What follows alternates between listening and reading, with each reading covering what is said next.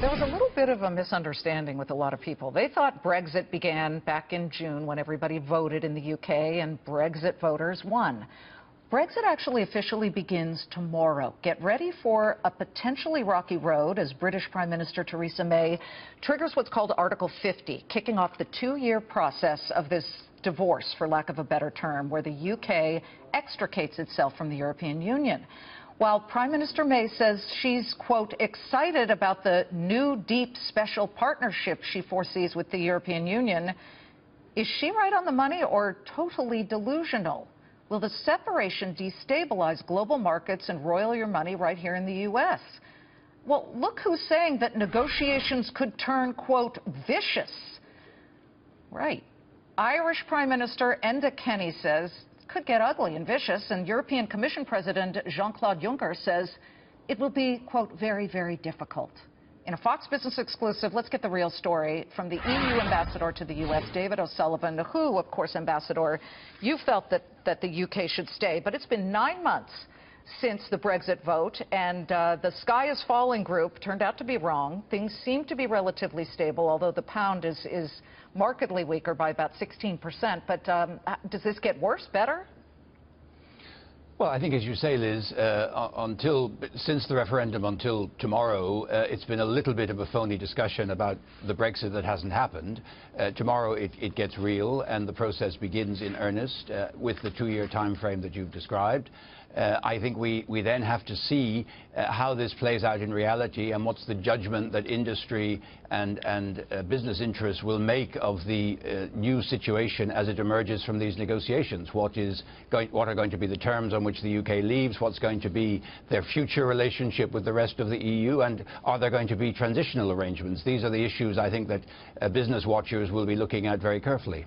She sure sounds like she wants her cake, which is, of course, to leave the European Union, and to eat it too, which is to have this new deep and special relationship, and that's code for trade with the European Union. Does she get that? Does she get everything she wants?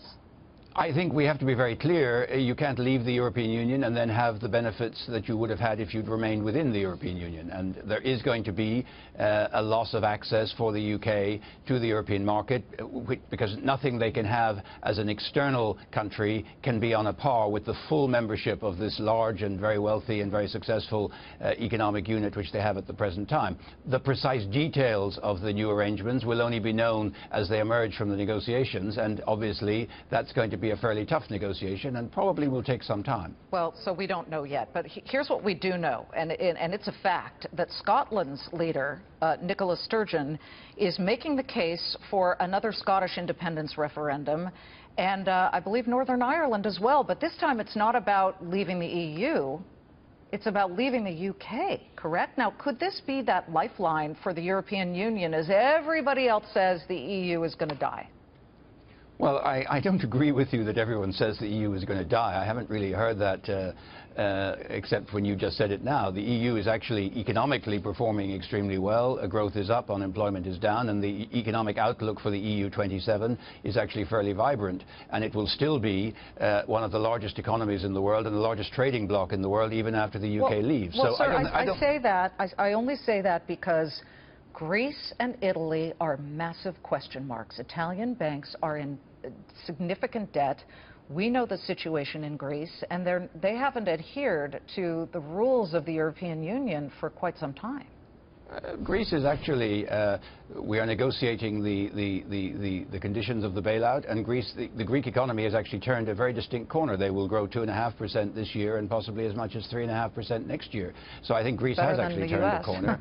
Yeah, well, indeed, perhaps from a slightly lower base. It's true that there is an issue at the banks in Italy, but that is being addressed, and I think that the European Union economy is actually in pretty good shape. It's still one of the two largest economies in the world, depending on the exchange rate between ourselves and the Americans. And I think the outlook is quite positive.